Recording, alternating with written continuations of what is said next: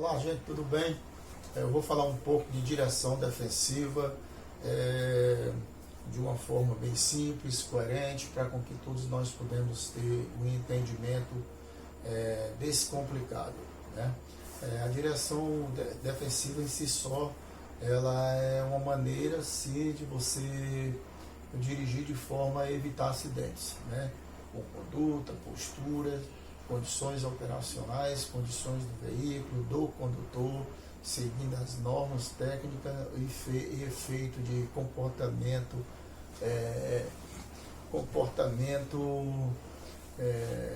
de conduta seguindo as normas gerais. E dentro do conceito da direção defensiva, existe simplesmente dois fatos que a gente devemos levar em conta. A primeira questão do tipo de acidente, né? A gente coloca uma situação em que podemos, digamos, indagar sobre o que é evitável e o que não é evitável, né? Então, existem situações sobre o acidente e a gente faz aquela pergunta: todo acidente é evitável ou não é evitável? Obviamente que sim, né? O acidente ele é evitável, mas existe também acidentes em que não é evitável, né? Então, posteriormente, a gente irá questionar em outras oportunidades, né? Claro, evidentemente. E dentro da direção defensiva existe também a questão do conceito básico de direção defensiva, os pilares. Ser defensivo, se você tiver noção desse ponto importantíssimo sobre a questão dos pilares, né? Os pilares da direção defensiva é a educação, né? A engenharia e o esforço legal. A gente põe dois exemplos, três exemplos aproveitando. São trabalhos educacionais elaborados pelos departamentos executivos, são campanhas, né, por mídia, através de telejornalismo, através de emissoras de rádio e televisão, e essas divulgações também têm um caráter educativo. Por parte da engenharia, de mobilidade urbana, desenvolvimento de projetos e saneamento básico em que tenha drenagem, escoamento em algumas vias que não tornem-se inundadas, e também bem visível e bem sinalizada, né? Para a parte de esforço legal, é que você de repente pode se submeter a um acidente e simplesmente você está correto, né?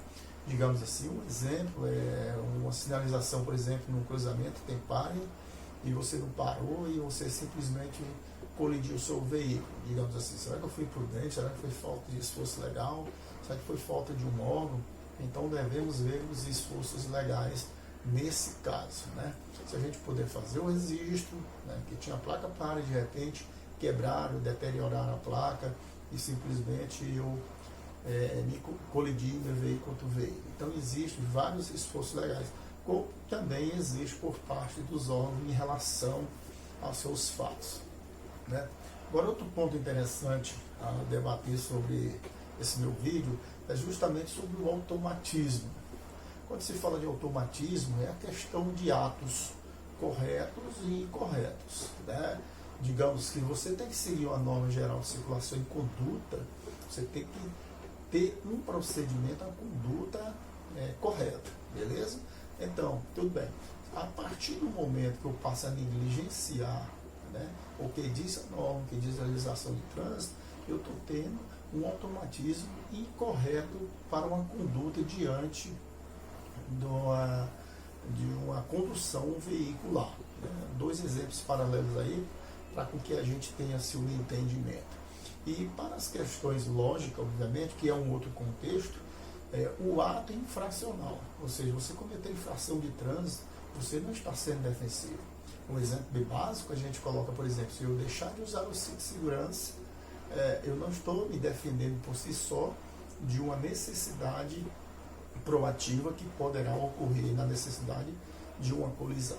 Então, além de eu cometer um ato infracional, eu cometo atos que poderão até tirar a minha própria vida.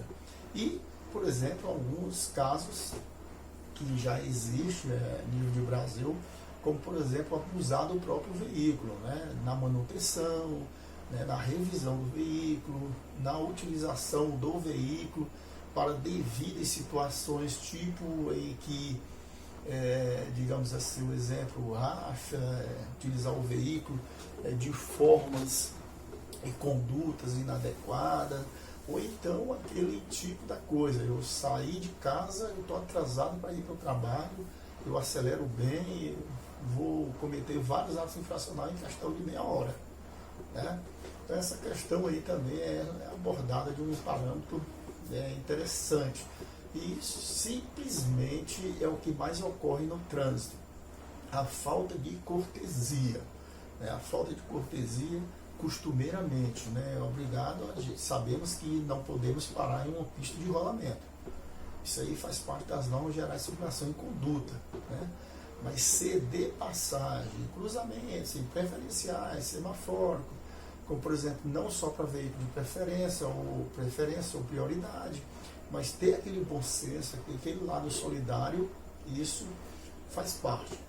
Agora, algumas causas, e principais causas de acidentes de trânsito, tipo por ato imprudentes, negligentes, e também lado imperícia.